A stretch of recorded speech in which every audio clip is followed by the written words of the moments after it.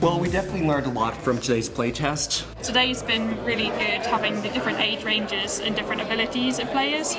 So we've got quite a nice cross-section so far. Today I'd like to say the team would be nervous. I think we're too tired and there's not enough time to be nervous, so it's just a case of getting things done, using all the time we have, and just parting the game as much as possible for the kids. I think it was a little bit nerve-wracking. It was slightly stressful, but at the same time we were really looking forward to it. We're all very invested in the game, so to get somebody's complete outside opinion who'd never even seen what we were doing before, we're quite interested to see how they would respond to our control system and the actual game itself.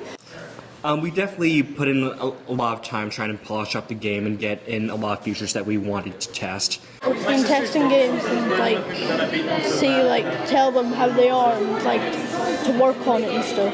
And you don't want a really bad game for the festival. It's kind of nervous when you've got to say if it's bad or good, because you don't want to say it when it's bad, but I think you've really kind of got that because they need to know. People coming in, you don't think it's really good, you think it's you have to make it perfect, and then when they come in you think is it going to be good, is it going to be bad? I just don't know. The best game would probably be the thin guy and the chubby guy. I don't know what it's called. Yeah, it's called Don't Walk, Run. And me and Lucas were playing it.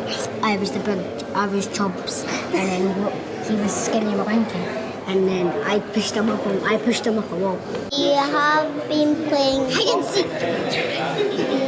Yeah, hide and seek. You gotta move around. But it wasn't the real hide and seek. It was the hide and seek. You had to find your friends. A worm. It's called worm retardant. World Eater. World Eater, and It's always nervous showing someone your work, but it's also really required. If we didn't have this day of playtesting before Pro to Play, I imagine the feeling would be that much worse. Feedback was also varied because kids aren't afraid to say just this doesn't work or I don't get this, and that's fine, but you've got to kind of change the way you behave in the workplace to deal with that. All the kids have been really honest, which is what we needed.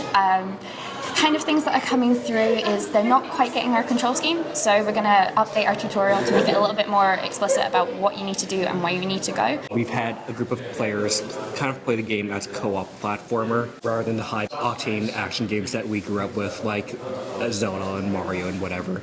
We could become insular if we don't get outside testing, so it's good to actually get an understanding of what players want to see.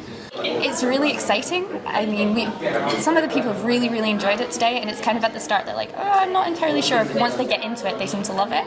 So if we can just kind of reduce that time so that they get into it a bit more quickly, then come Pro to Play, I think it's going to be a fantastic experience. The Pro Play is in just over 2 weeks. So I think we'll be fine as long as we work as hard as we have worked this week to get it ready for the kids to come in. Bye! Bye! See you here soon!